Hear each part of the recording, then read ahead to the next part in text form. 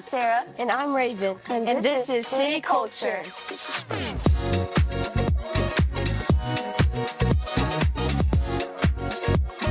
Okay, T, so what's your favorite candy? My favorite candy would be Snickers. Oh, really? Yes. Mine is Sour Patch. Sarah, I'm shocked. I know, right? Yeah. So, Raven, what's your favorite candy? I like M&M's. M&M's? Mm-hmm. Nice. Yeah. Chocolate's way better than peanut butter. Really? Yeah. Sarah, come on now. I'm big for real. Mm-hmm. Raven, you know her. You know how she can kind of, I mean, like, yeah. What is going on in here? What What are you doing? do you mean? We're introducing. Our guest? Yeah, Our guest, Tee McCovey. exactly. Why? Well, what's his favorite candy? I forgot.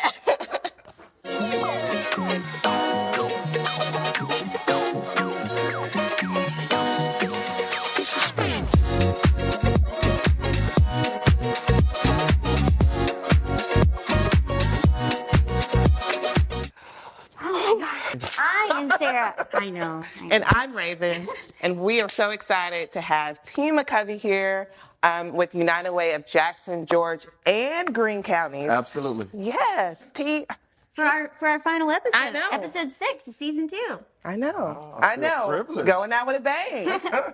So, Tee, welcome to Ocean Springs. Welcome to City Culture. Absolutely. I've known you for about maybe a year or two, but tell us, and Sarah, you've met Sarah. We're Facebook friends, and we officially met a few weeks ago at Right. a leadership event. Yeah. Yep. Absolutely. So just tell us a little bit about yourself, Tee, and how you came into this role of, being the CEO of the United Way.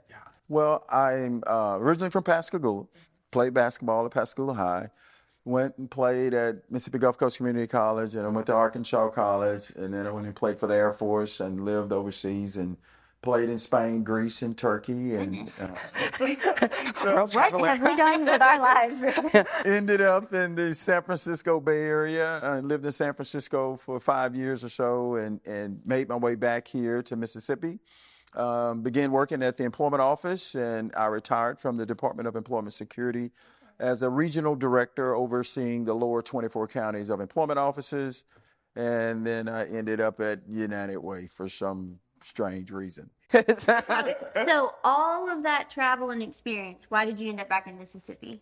Well, there's no place like home. That's true. I've lived in a lot of different cultures, but there's something about the Mississippi Gulf Coast that drew me back here to home, and have a lot of family here, but also had family in San Francisco as well. So you live in Pascagoula still? I do. Okay, awesome. Yeah. Awesome. So what do you do when you're not being the CEO of United Way? Wow. I pastor a church in Pascagoula, Ambassadors for Christ Church. Because you're not busy enough. I know, right? So, I'm 7 days a week. There's something going on at our house, and different boards, and I'm the president of the board of directors for our local soup kitchen, Our Daily Bread, and several other boards I'm on, and Family, children? I'm busy. Children are gone. What happened to them? Okay. Not there. Okay, got it. My wife, Ellen, and she's known as Sweet Pea, and Sweet Pea and I have been together for 32 years now. Wow. Yeah. That's all of our life. That is Technically. So how do you balance it all? How do you have a successful career, marriage, family? Is it really all as great as it sounds, or are you a real human like all of us? Well, I am human like everyone else. My faith keeps me grounded. I still exercise. I run 6 miles pretty much every morning. That's what we're missing. And so, and most folks ask me, like, man, why are you still working out the way you do? And I always have this reply to them. I say, well, I heard Michael Jordan is coming back. And so someone's going to have to stop him this time. That's you. And that's my job. Yes. So if he comes out of retirement, then I'm coming out of retirement. Keep it sexy. Right. Yeah, no matter what age you are. In church, Well, at work. I put it like this, Sarah. I want to make sure all the aces stay in the right places. I like that. I like that. I do like that a lot. Perfect. So tell us a little bit about a day in the life of Tee. So what Are your roles and responsibilities with the United Way? Well, at United Way, United Way is it's the largest human services nonprofit in the world. There are over 1,100 United Ways worldwide, and our primary focus areas are education, health, and income stability. And each United Way is governed differently. You being on our board, and we have a 43-member board. So when I hear people talk about their boss and how they don't like their boss, and I was like, okay, I have 43 bosses. I get to be one of them. I didn't know this. I am a board.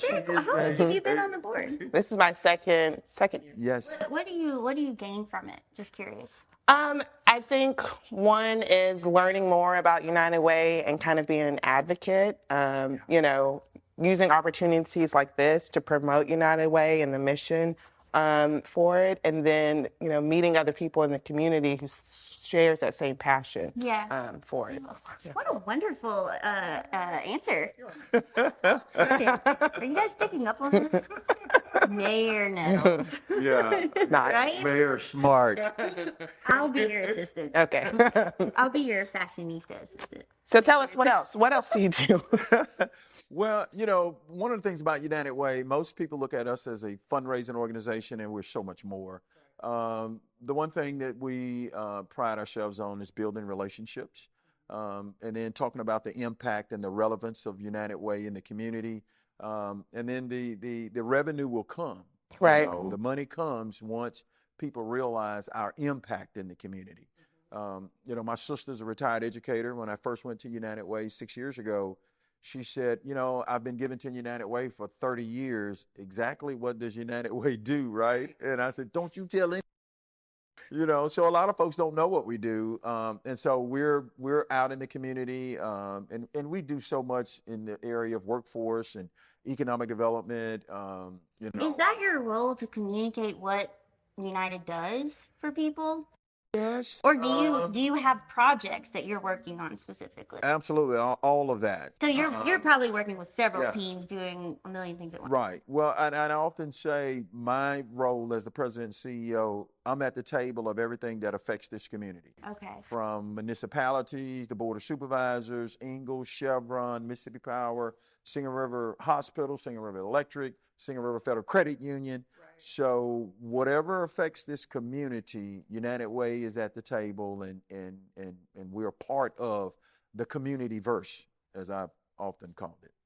So when you get into certain projects that you're passionate about, how hard is it to only limit yourself to what you're supposed to do in that project and not just try and take control and do it all? Well, my life I use this analogy here, Sarah. I have to be ambidextrous, and I am. I'm kind of one of those weird people. My left hand, I'm just as equally functional with my left as I am with my right hand.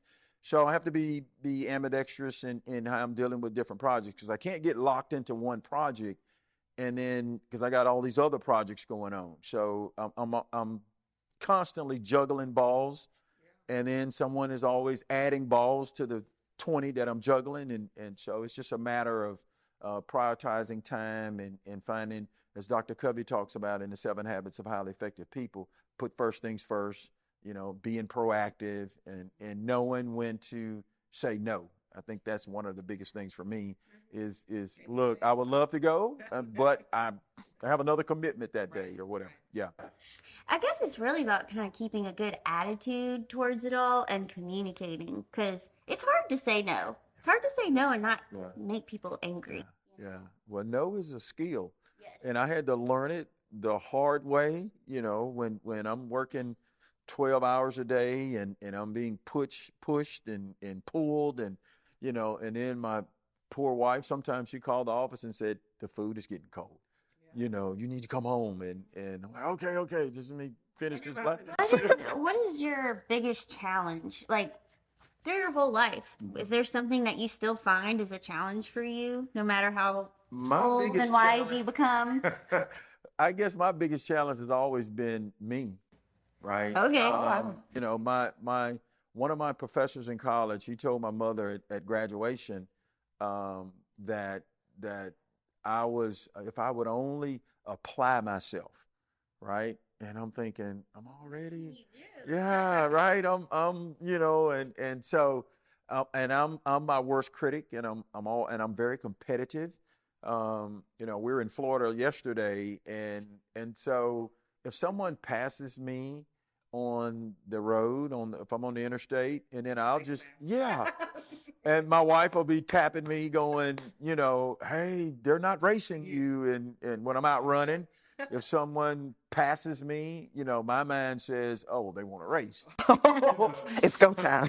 Yeah. So I guess that's a big challenge for me, is not personalizing everything and then turn it into, as an ex-athlete, it's hard to get that competitive nature out of your system. Yeah. Gotta kind of treat it like business. Yeah. Yeah. Not take it personally. I like it. So, T, tell us, with all the things you've done in life, kind of about people that you see as mentors or people that you have mentored. Okay.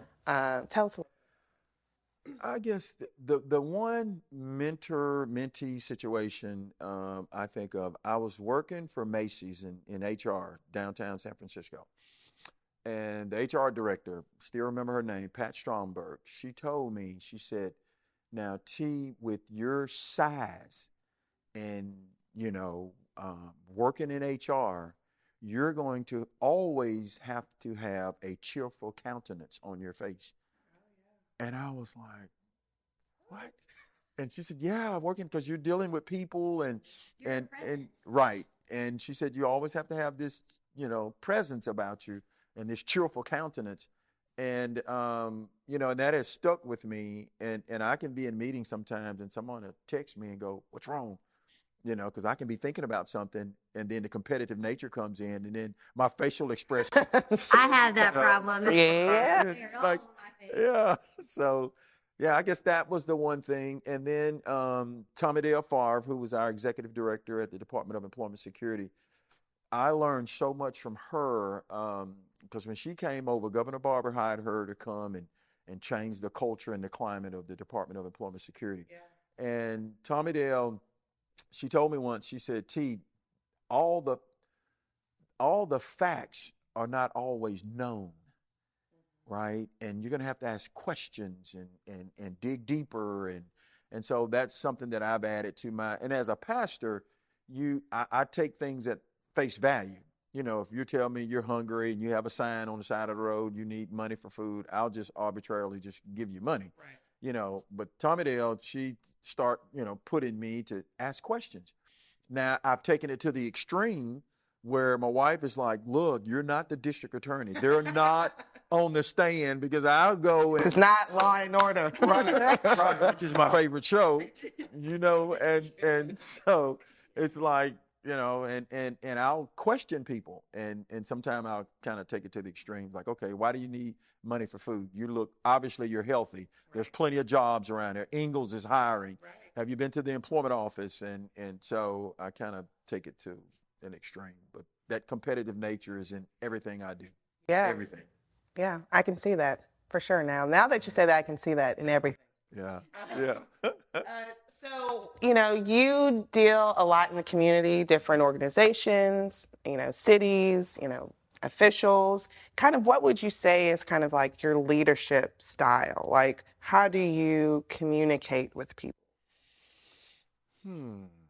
Like, they'll have those personality quizzes that Mississippi Power does. And sometimes you're a high D, which you're very dominant. Yeah. Sometimes you're a high I, which you're very social. I'm a high I, by the way.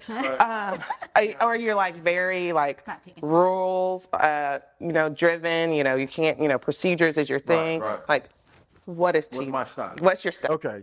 Now I've taken all these different tests, Myers-Briggs and all the other tests. And it's amazing that my results is I'm extroverted, but I'm also introverted.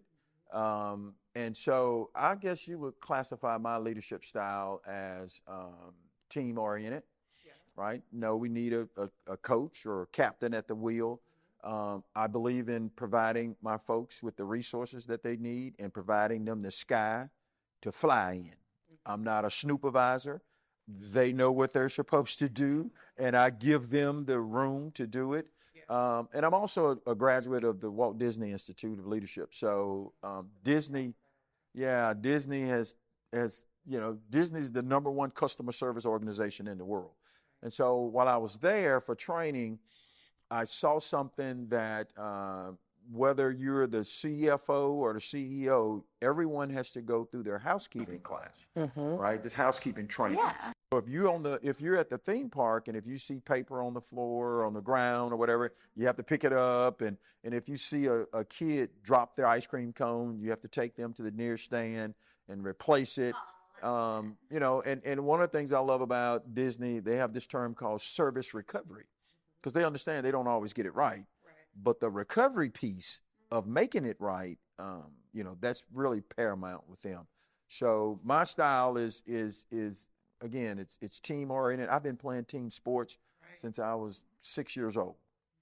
And so but competitive, but keeping it compassionate at the same time. Well, and as the lady said at United Way, we've created the perfect work environment.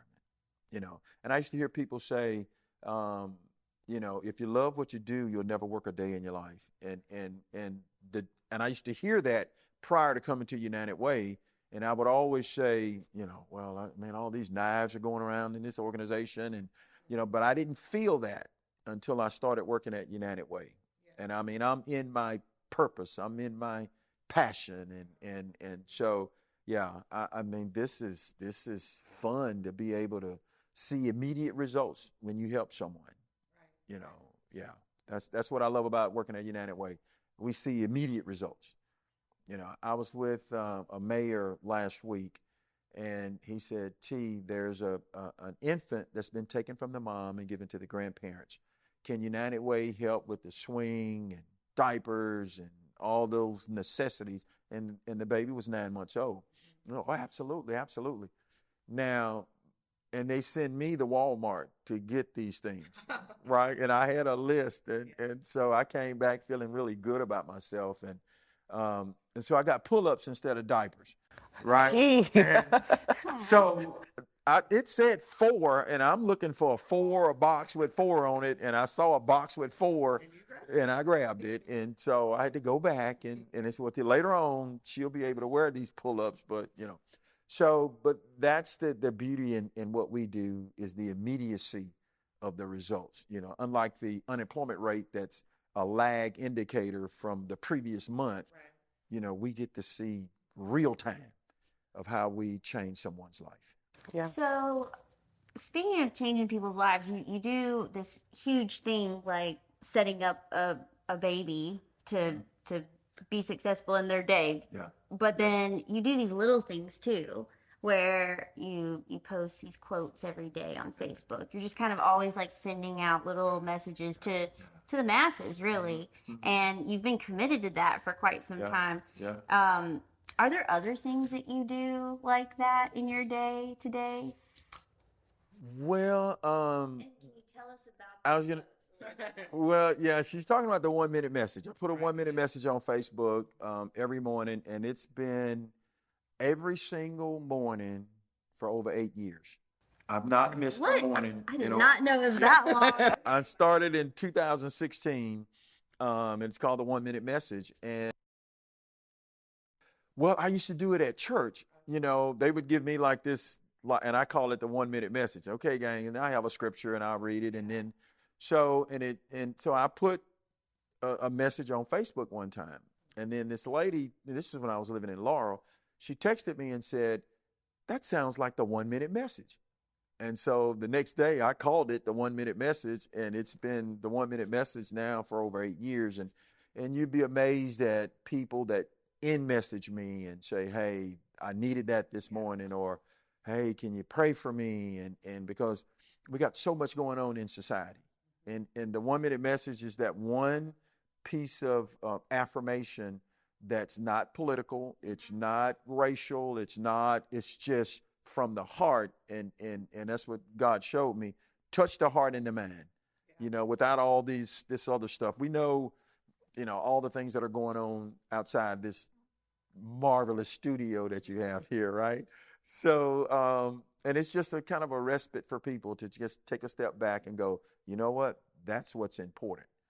Yeah, for sure. I think it's very hard to have God in your leadership style, but you do it well. You keep it relatable and very non-judgmental. And as someone who comes from a multicultural family with two opposing religions, I appreciate that kind of approach.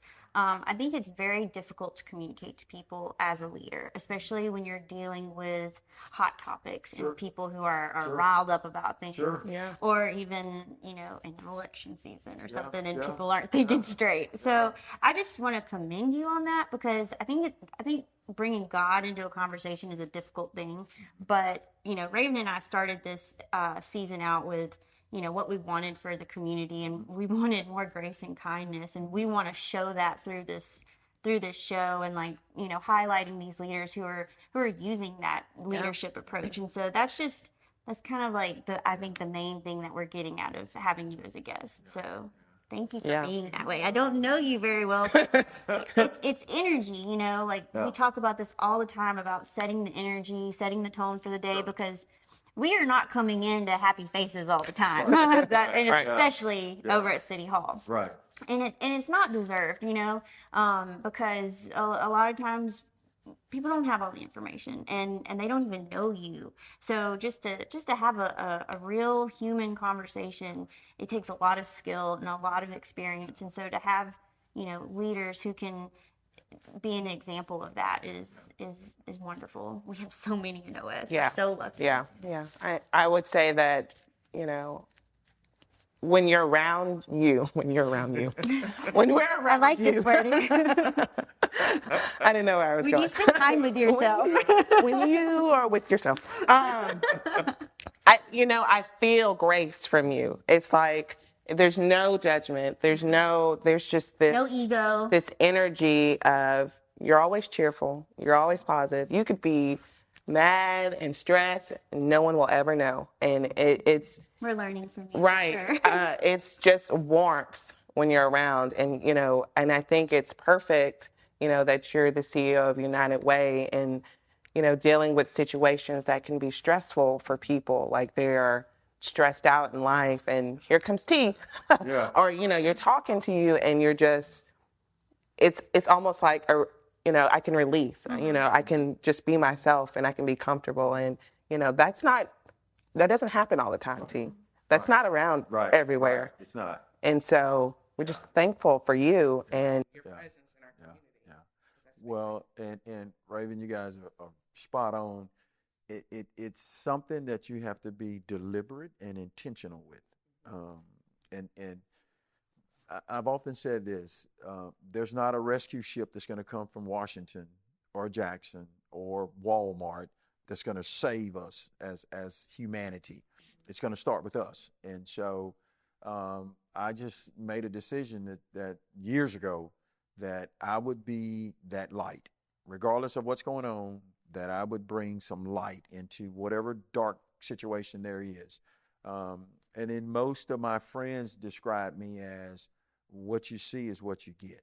Right. Because there's so much falsehood, and there's so much pretending, and I was talking to a friend of mine the other day. We talked about when we were teenagers, and we met someone that we really liked. The real us didn't show up. It was like this representative, right? That, I like you, and yeah, man, and so. And then after time, you really get to know the person, and it's like, You guys have 45-minute friends. I have a couple of 45-minute friends. Yeah. I can only be around them for 45 minutes. Right, I'll be right, your friend. I will right, love and care about you, right. but only 45. Yeah. And then, I have what I call too, Sarah, those vampire friends. All they do is just suck, and you mentioning that reminded me, the whole thing about the 1-minute message, that's something that fills your cup. And Raven and I, we're trying to hike, we're trying to eat real good foods, trying to, take time with our family and our friends, and, just not talking about city topics for 5 seconds. We're trying to do those things that fill our cup. And honestly, it takes something really special. You started journaling. Yeah, We that's helpful. huh? I said that's very helpful. Yeah. Yeah. Is there anything new you've started doing? Well, I've been journaling since 1995. Do you keep them? I do. We should just have a series. So it's like how to be successful in life, like Tee McCovey, and then it's like journaling. And I got it from the ladies because I used to always hear ladies talking about journaling. And so in May of 95, I started journaling, May the 15th. And I wrote in my journal every single day for a solid year just to get the practice of journaling. So for a solid year, and then after that, I started journaling about anything that affects me, whether it's positive or negative. And so, I've been keeping a journal, and I have probably about 7 or 8 journal books that I've filled. And then some of those lows, like when my mother was diagnosed with cancer and she passed away, anytime I want to relive that experience of being with her and taking care of her and all of that, so I can just go back and read, Mama had a great day today, or I combed Mama's hair today, and, I bathed Mama today. Because there was one point, she loved to take these bubble baths, and so I went and ran her some bubble bath, and the door was cracked to the bathroom, and I looked in, and she was just sitting in the tub, just, stoic. Yeah. And I went, oh my God, I got to go in here. And so I went in and bathed her and dried her off and put her clothes on, and she says, you bathed me. And I'm like, yeah, now I need a glass of milk or something. Since I don't drink. So, Gatorade, yeah, Diet Coke or something. But yeah, journaling really helps me. And then I also keep a prayer book that, I do a lot of writing and I've written some books that haven't been published yet. I got publishers looking at it. And so when you talk about the leadership now, one of my books is going to be titled Jerkless Leadership. And it's about, because you don't have to be a jerk. I'm going to buy that for a few people.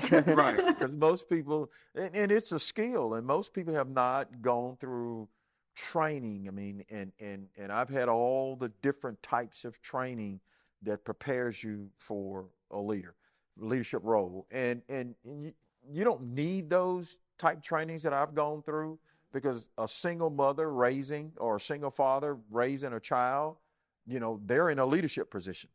If you're making decisions that affect other people, guess what? You're in a leadership position. Yeah. So if there was a message you wanted to leave with the community today, what would that be? That we are one. And I hate to get biblical, but, you think about it. You think about it. And I often tell the church this, that God created Adam and Eve. Right? And then they populated the earth. And then the flood came in Noah. And the only folks on the ark was Noah, his wife, his 3 sons, and his 3 daughter-in-laws. That's it. Everything else in the world was baptized in judgment. You had the animals on the boat. So think about this. No other humans on earth but Noah's 3 sons and his 3 daughter-in-laws. These folks repopulated the whole earth. Right? Think about that. So that makes all of us related. You think about it. So we're all cousins and different whatever, but we're all one. And so I see that and I understand that, and I, because there's a lot of, race relation tensions and economic tension, political tensions that you mentioned. But we're all on the same team. We're all one. When you talk about another person, you're actually just talking about a relative. In the Talk about them too. I'm big just scheme of things. I'm just kidding. Yeah. So, and then like that term again, the community verse. Each one, you at City Hall, that's part of the community verse. And our Ocean Springs Rotary Club that I'm a member of, we're part of the community verse. And, Cynthia at the Chamber, she's part of the community verse. And all of our other partners in the community, we're all part of this big community verse and at the end of the day, we just want to make our community better. You know, see, I see that, and I don't take things personally other than to turn it into some athletic event. But, you know, in the big scheme of things, yeah, I'm just, We should have had him on our softball team. What were we thinking? no, you don't want me to play on any sport team. Why not? Because I'm a totally different guy on the court or on the. Okay, so in the community, you're T. Once you get on the court, who are you?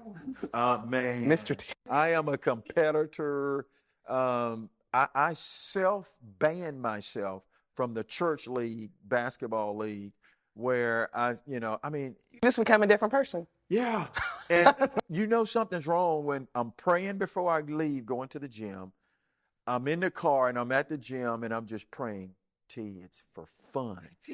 It's not the, Pep not talk. fun. At least This you is- know this about yourself, you know, and you're like training yourself. I was not born with patience. I had to train myself to have Absolutely. patience. Yeah. And it's not easy. I have guardrails that I know that I can't.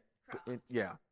And even with speaking, because I know I can talk, and I know people have asked me, okay, T, what you have? And I know we have only 3 or 4 minutes. I'm like, I am not going to even try. I have nothing to say. I don't have anything. Right. Yeah. Make sure we all get out of here on time. Absolutely. Well, thank you so much for coming today. Was that quick? That was easy. But you got to talk about. Oh, yes. So talk about, before we go, Yeah. talk a little bit about the campaign, the kickoff, and all the things. Yes. Well, United Way, we kick off our campaign August the 1st, and it runs through December 31st. Lynn Ha is our campaign chair this year. Jansen Lane is the vice chair. We got a lot of different things that's going to happen between now and the end of the year for the campaign. We have 16 agencies that fall under United Way's umbrella, and that's what the campaign focuses on, funds for those agencies.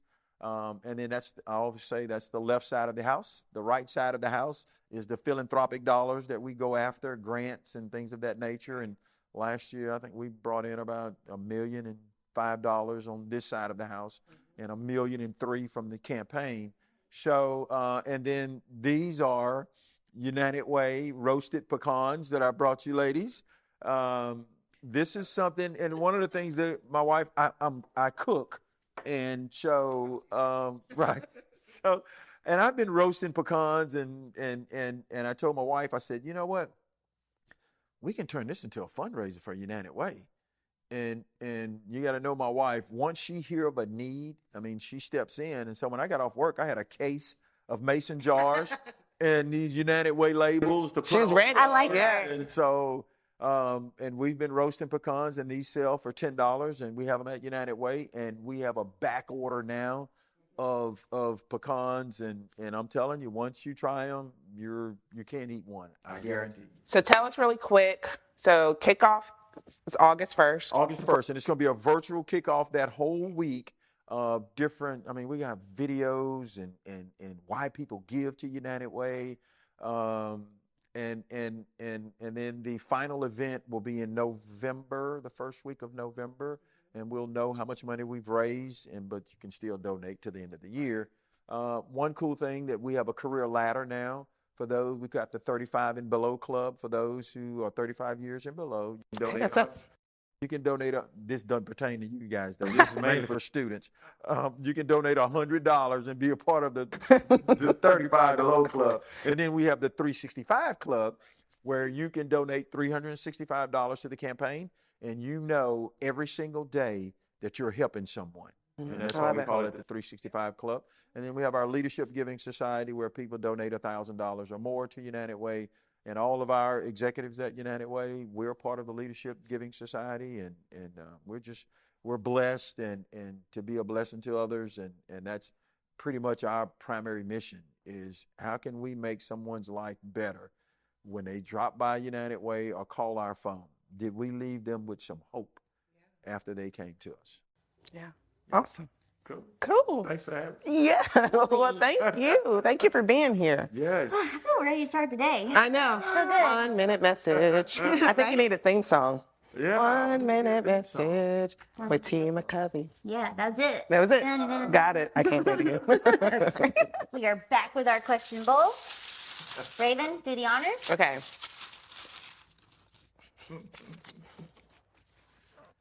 Oh, that's not for you. This happens a lot. Oh, that's one. Nope.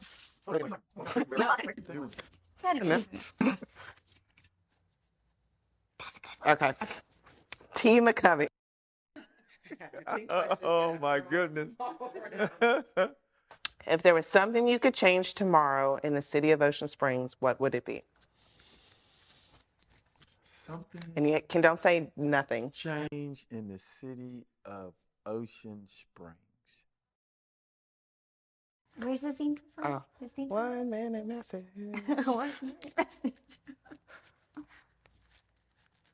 The one thing that I would change in Ocean Springs is that everyone in Ocean Springs will see the vision for Ocean Springs outside of their own personal vision that they may have. And a lot of times when you have a vision, you have to put your vision on the side because another vision may be better for the whole. So I would say for the city of Ocean Springs to see the bigger vision of what's best for Ocean Springs. Yeah. That was great. I like it. Yeah. Give it a chance. Yeah. And notice I didn't say the mayor's vision. I know, you didn't. Such and such We weren't going to go there. You don't have to go there. Wait, can I ask a question? Can we do one more question? Come on. You didn't put any of those stinky questions. No, I threw them all right here. Okay. Let's see. Oh, okay. Another, if you could change. that's good. If there's one thing you could change about your job, what would it be? The one thing I can think. Be careful, your boss is in here. Right. I'm only one. Not 43. Wow. Like I said, we've created the perfect work environment. No such thing as perfect. Yeah, you don't Close- work for, close you don't, enough, you don't at work for me. So, right? We have it. That I could change about my job.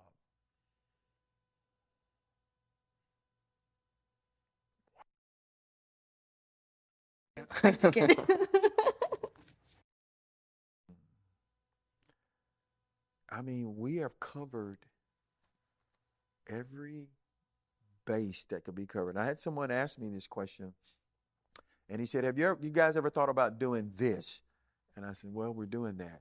And then he said, well, have you thought about, a board member actually said, T, it'd be great if you guys had like an avenue for people to donate stocks.